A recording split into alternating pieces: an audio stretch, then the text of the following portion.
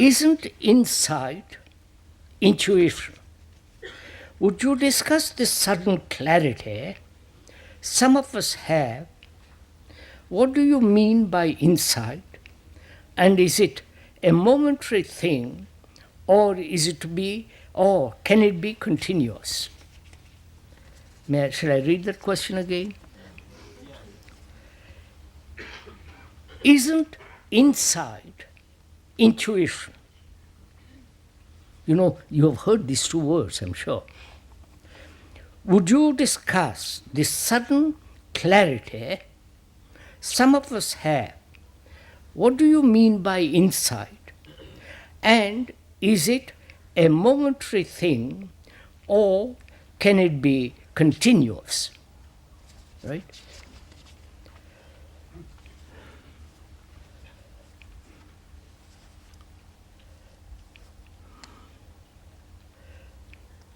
In the various talks the speaker has given, he has used the word insight. That is, to see into things, into the whole movement of thought, into the whole movement, for example, jealousy, to perceive the nature of greed, to see the whole content of sorrow. Not analysis, not exercise of intellectual capacity, nor is it the result of knowledge. Knowledge being that which has been accumulated through the past as experience, stored up in the brain. Therefore, knowledge is always goes with ignorance. There is no complete knowledge. Therefore, there is always knowledge and ignorance are like two horses tethered. So, then what is insight? You understand? You following this? Please, this may give you, it is a hot morning, but it doesn't matter, a little bit.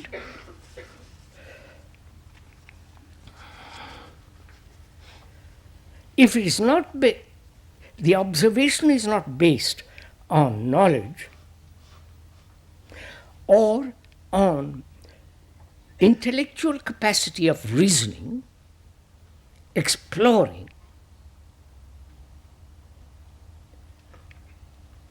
and analyzing, then what is it? That's the whole question. And the questioner asks also, is it intuition? That word intuition is rather a tricky word, because many of us use that word. That word may be the feeling, the actuality of intuition may be the result of desire. One may desire something, and then a few days later you have an intuition about it. And you think that intuition is most extraordinarily important. But if you go into it rather deeply, you may find that it's based on desire, on fear, on various forms of pleasure. So one is rather doubtful about that word, especially used by those people who are rather romantic, who are rather imaginative, sentimental, and wanting something.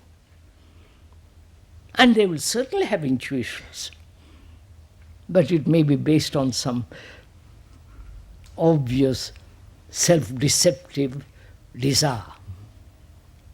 So we can, for the moment, we can put aside intuition, that word. I hope you are not hurting anybody who are caught in intuitions. And if that is not so, then what is insight? That is, to perceive something instantly and which must be true, logical, sane, rational. Understand? And that insight must act instantly. If it isn't that I have an insight and do nothing about it. If I have an insight, if one has an insight into the whole nature of thinking, you understand? That is, I'll explain a little bit about thinking. Thinking is the response of memory. Memory is the result of experience, knowledge stored up in the brain. And the memory responds. Where do you live? You answer. What's your name? There is immediate response. And so on. It is thought is the result or the response of the accumulated experience, knowledge as memory. That's simple. So that thought based upon or the outcome of knowledge, that thought is limited because knowledge is limited. So thought can never be all-inclusive. It must always be partial, limited, based on knowledge and ignorance. Therefore, it is everlastingly confined, limited, narrow. Right? Now, to have an insight into that, which means, is there an action which is not merely the repetition of thought? You following all this? To have an insight into, say, into organizations, let's take that. Right? To have an insight into it, which means that you are observing without memory, remembrances, without argumentation, pro and cons, just to see the whole movement and the demand for organization. You see? Then you have an insight into it. And from that insight you act. And that action is logical, is sane, healthy. It's not you have an insight and then you act the opposite. Then it's not insight. I wonder if you're getting all this. Sorry to be so emphatic. That's my way of doing it.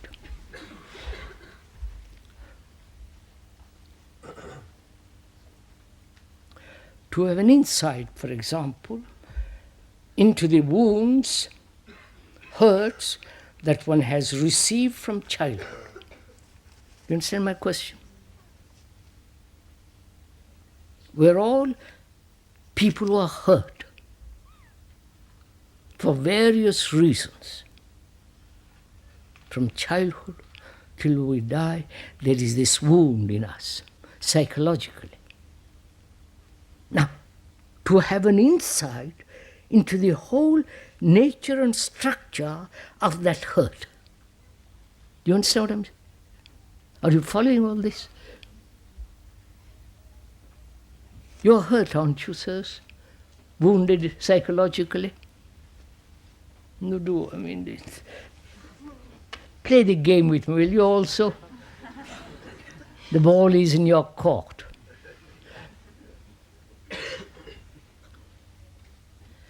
You're hurt.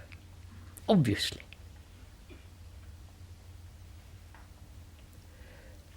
You may go to a psychologist, analyst, psychotherapist, and they trace you why you are hurt, what from childhood, your mother was this and your father was that, or you're put in the wrong pot and the right pot, and so on, so on, so on.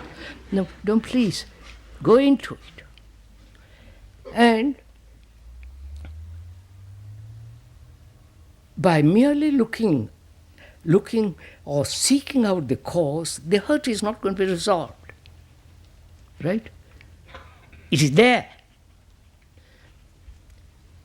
And the consequences of that hurt is isolation, fear, resistance, and not to be hurt more, therefore self-enclosure. You know all this.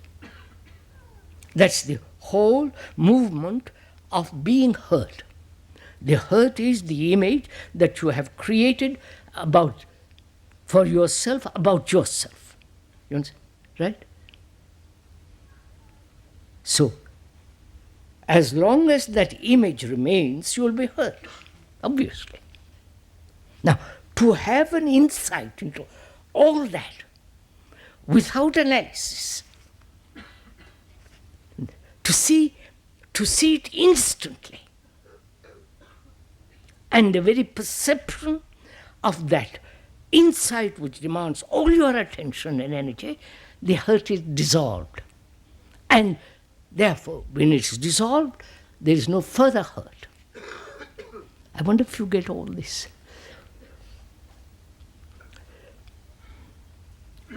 Or if one may ask, most politely, you've heard this, have you got that insight that will dissolve your hurt completely, leaving no mark, and therefore no more hurt? Nobody can hurt. You don't say hurt you. Because the image that you have created about yourself is non-existent. Are you following all that? Are you doing it, or are you just merely verbally paying attention to the words?